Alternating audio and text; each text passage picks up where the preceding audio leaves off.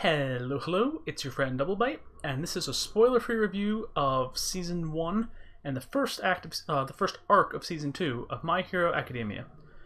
So, I'm not a huge anime person. I've seen one or two all the way through. I've seen Blue Exorcist, I've seen Dead Man Wonderland, Fullmetal Alchemist Brotherhood. Most of these were like 3 or 4 years ago, mostly watching with people. I don't really watch anime on my own, ever. Even when I tried to rewatch Brotherhood by myself, I was just like, eh. But My Hero Academia, I was vaguely aware of it. Like, I saw fan art from it. Sometimes I knew what it was, sometimes I didn't. But some of it was pretty funny. Like, even if I didn't get the reference. And, like, I knew people were fond of it, and people really liked it. But it was never hyped. It was never like, Yuri on Ice, Attack on Titan, even One Punch Man. It was never like that.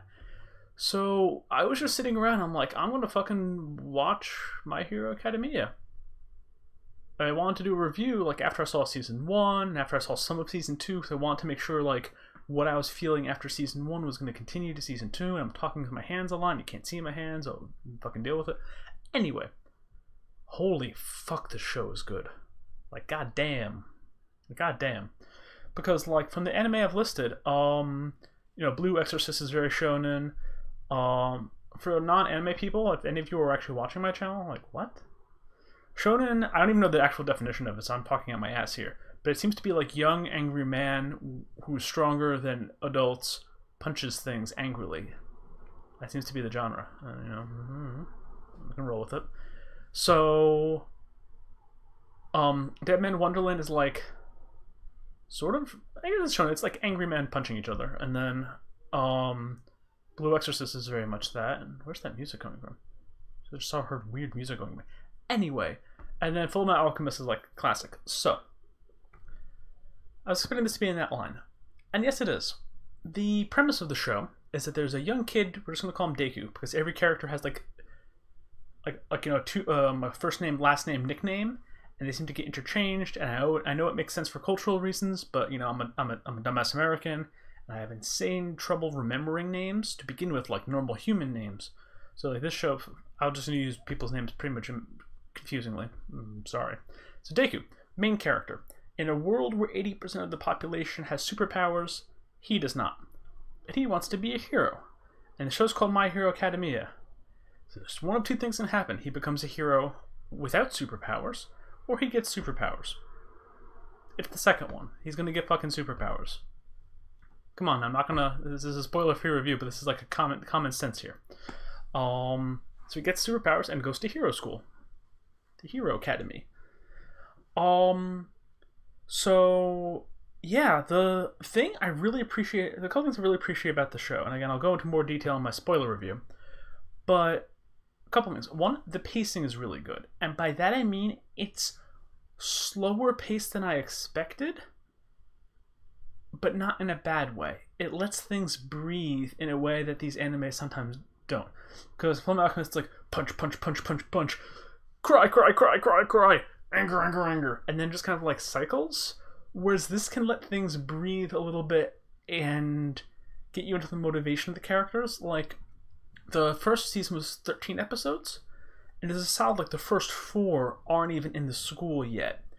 They're showing that the character needs to do things and grow before he can get to that point. And that's cool. And you understand why he wants to go to hero school. It's not just like, bam, he's in hero school. Or doing a flash forward, flash back thing, like the first episodes of Fullmetal Alchemist show them when they're alchemists, like when they're state alchemists already on missions. Blah, blah, blah, they're badass. And then even when they're going up to become state alchemists, like, wow, these guys are fucking incredible,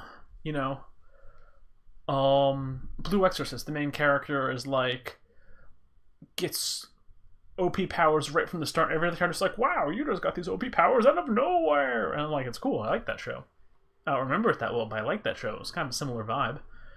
No, anyway, and the Dead Man Wonderland is like, hey, powers, wow.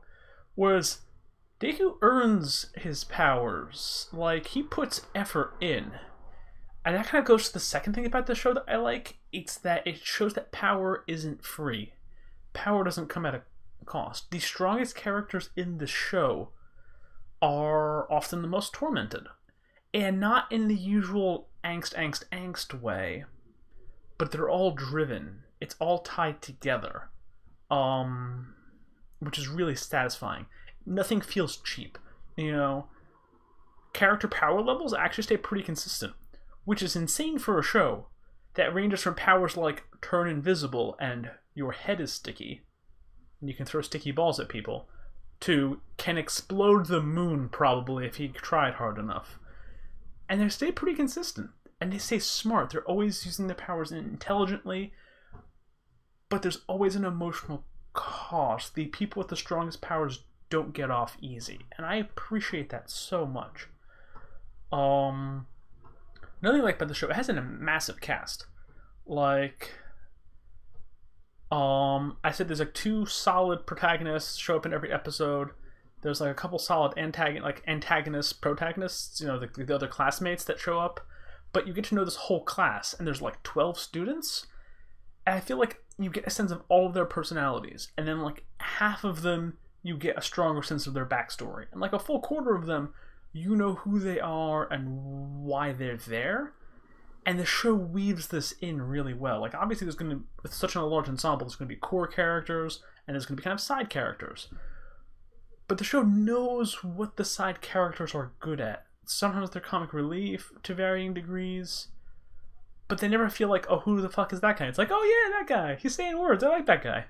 Which is really neat. Like, it's hard to balance that kind of ensemble, and the show makes you care about pretty much every member of the ensemble.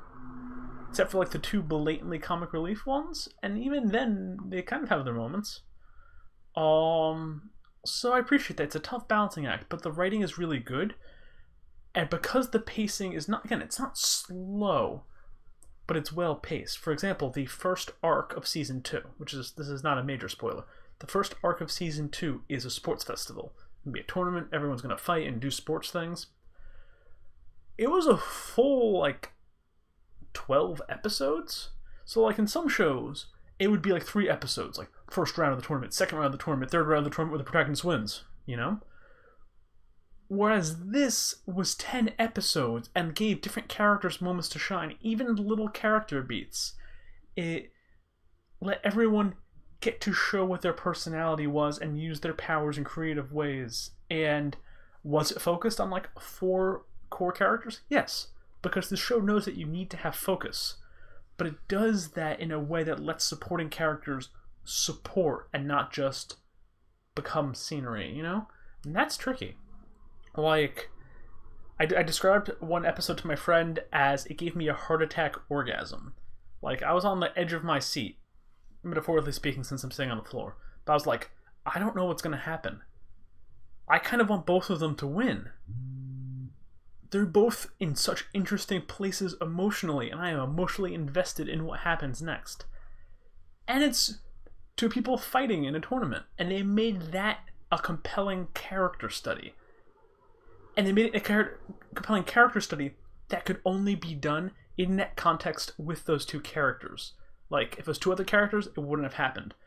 One of the characters was acting in a way that we hadn't seen them act before, but things led up to that in a really organic way, and we got to see them push each other and grow as characters through the action. That's fucking cool. That's really neat. Season 1, I was like, I don't want to say lukewarm about. I was very excited about it. I was very into it. It did what I wanted it to do, if that makes sense.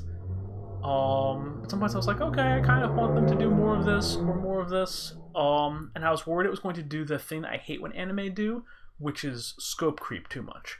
Power levels get too big, they lose sight of the original premise, And so far, it's been really good about Hero School. I'm gonna do Hero School stuff. There's gonna be some non-Hero School stuff, but this is Hero School. But yeah, I think of things I can say otherwise. The animation is solid, it's very consistent. The action's pretty good about what's going on at any given moment. It is prone to liking big clouds of smoke, but big clouds of smoke. Come on, there's shit going down. It's gonna be big clouds of smoke and fighting shit. Again, consistent power levels, solid animation. I'm watching subbed, of course, because I'm not a heathen. I'm gonna start that fight. But not like the sub is good.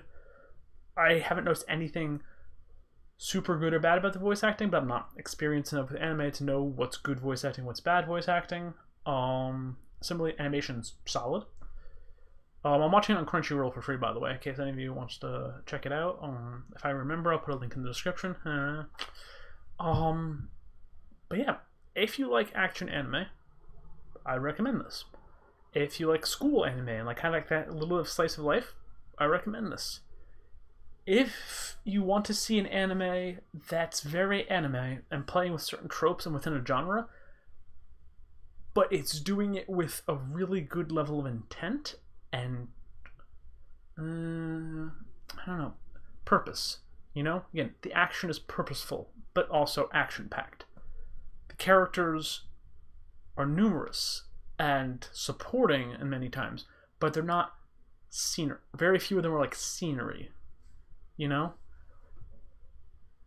example, like, if there are 10 characters in a scene, and one of them says a line, it makes sense coming from that character, Like, there can be 10 characters, and most of them maybe get like 1 or 2 lines an episode, but you know them well enough that that line makes sense coming from them, where it wouldn't make sense from coming from someone else.